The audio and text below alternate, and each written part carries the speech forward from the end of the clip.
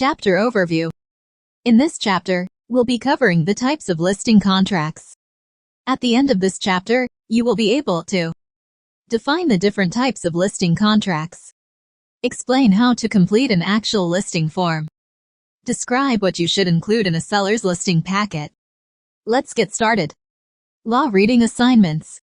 Business and Professions Code. Section 10142, page 30. Section 10176, F, page 60. Listing Agreements. The listing agreement is a legally binding contract that creates an agency relationship authorizing a broker to serve as the agent for a principal in a real estate transaction.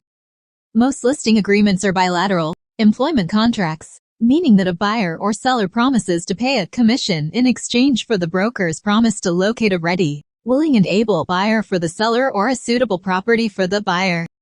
Listing agreements must be in writing to be enforceable. Oral listings do not afford a broker any legal protection. If the listing agreement is not in writing, a broker could not collect his or her commission if the seller refused to pay. Listing agreements. The most common types of listings are open listing, buyer or seller; exclusive authorization and right to sell, seller; exclusive agency, seller; net listing, seller; exclusive authorization to acquire property, buyer. Let's examine each one in more detail. Open listing. An open listing is a non-exclusive contract, authorizing a broker to serve as the agent for either the sale or the purchase of property. With this type of listing, a broker is not under the same obligation to perform as with other listing agreements. So an open listing is often considered to be a unilateral contract. This type of listing gives the seller or buyer the right to engage any number of brokers as agents. With an open listing, all contracted brokers can market the property or search for property at the same time. But only the one broker who brings the ready, willing and able buyer to the seller or who finds the right property for a buyer will receive the commission. In addition, with an open listing, a seller could sell the property himself or herself and a buyer could make a purchase himself or herself without having to pay any commission to any broker. Open listings are rare, since they offer the least assurance that the broker will receive compensation for his or her efforts.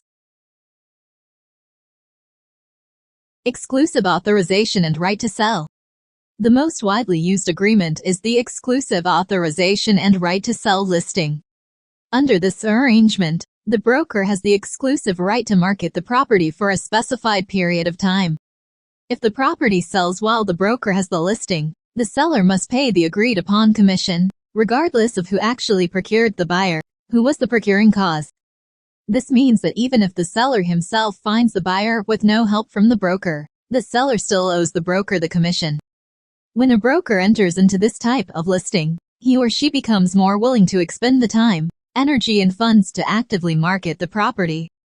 An exclusive authorization and right to sell listing gives the broker the greatest assurance that he or she will receive compensation for his or her marketing efforts. And as a result, sellers usually see a quicker and more profitable sale of the property. Note, all exclusive listing contracts must contain a definite termination date.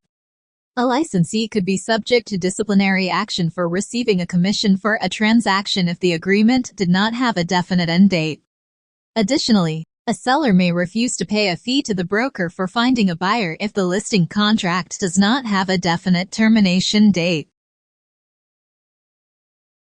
Exclusive agency. An exclusive agency agreement gives one broker the exclusive right to market and sell the property, while the owner retains the right to find a buyer and sell the property without owing the broker a commission.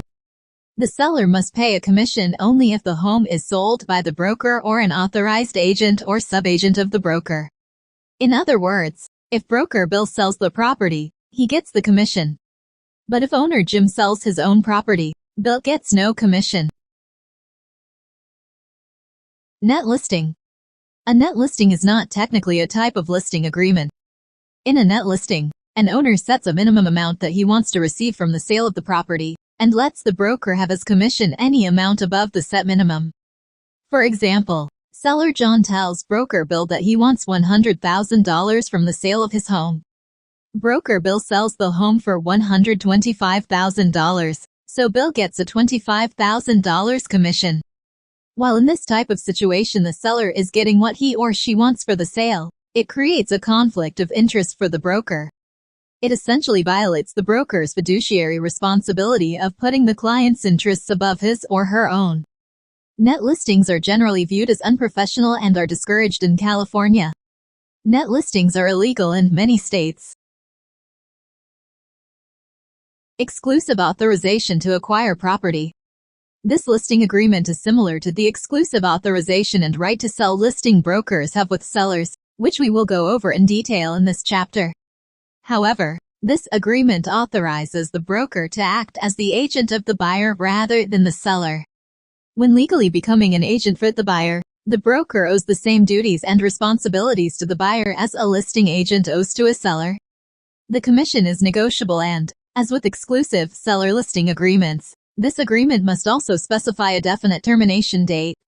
The commission might be paid by the seller as part of an agreement through the local multiple listing service. If a buyer net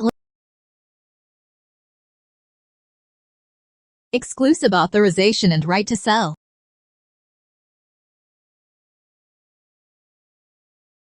Exclusive agency. Exclusive agency. And net list. Exclusive authorization to acquire property. This exclusive authorization to acquire property. This listing agreement is similar to the exclusive authorization and right to sell listing brokers have with sellers, which we will go over in detail in this chapter. However, this agreement authorizes the broker to act as the agent of the buyer rather than the seller. When legally becoming an agent for the buyer, the broker owes the same duties and responsibilities to the buyer as a listing agent owes to a seller. The commission is negotiable and, as with exclusive seller listing agreements, this agreement must also specify a definite termination date.